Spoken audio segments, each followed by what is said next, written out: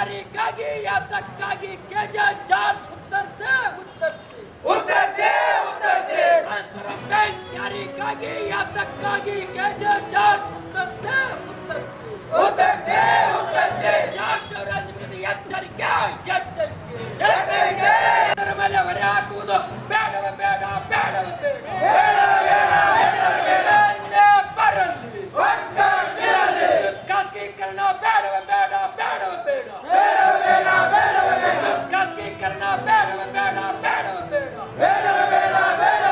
ರೈತ ವಿರೋಧಿ ನೀತಿ ಕೈಬಿಡಿ ಅವರೇ ಪಂಪ್ ಸೆಟ್ಗಳಿಗೆ ಸ್ಮಾರ್ಟ್ ಮೀಟರ್ ಬೇಡವೇ ಬೇಡ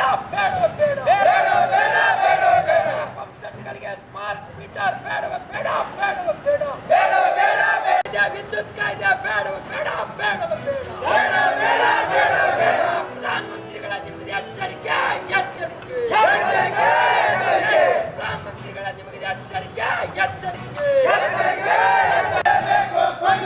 ಸಕ್ರಮ್ ಜಾರಿ ಮಾಡಲೇಬೇಕು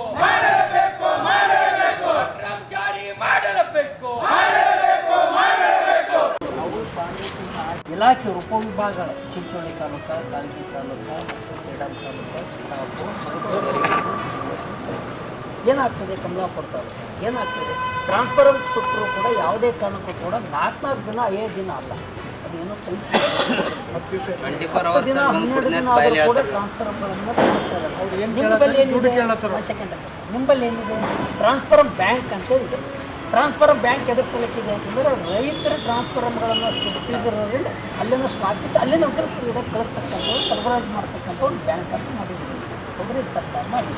ಆದರೆ ಆ ಬ್ಯಾಂಕ್ ಇದ್ದರೂ ಕೂಡ ನಮ್ಮ ರೈತರಿಗೆ ಜಮೀನುಗಳಲ್ಲಿ ಜೋತು ಬಿದ್ದ ವೈರ್ಗಳಿಂದ ಕಬ್ಬು ಸುಟ್ಟು ಹೋದಾಗ ಬೆಳೆಗಾರರಿಗೆ ಪರಿಹಾರ ಕೊಡಲೇಬೇಕು.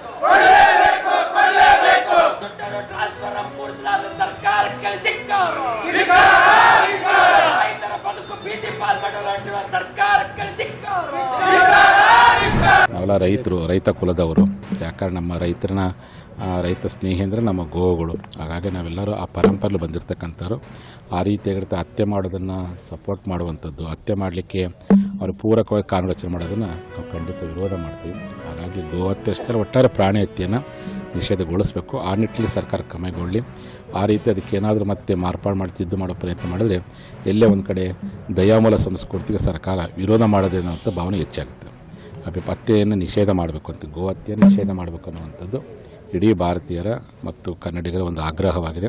ಹಾಗಾಗಿ ಪ್ರಾಣಿ ಹತ್ಯೆಯನ್ನು ಮಾಡುವಂಥದ್ದನ್ನು ನಿಷೇಧಗೊಳಿಸುವಂಥ ಹಿನ್ನೆಲೆ ಒಳಗೆ ಸರ್ಕಾರ ಆಲೋಚನೆ ಮಾಡಬೇಕಾಗಿದೆ. ಅದಕ್ಕೆ ಪೂರಕ ಆಲೋಚನೆ ಮಾಡಲಿ.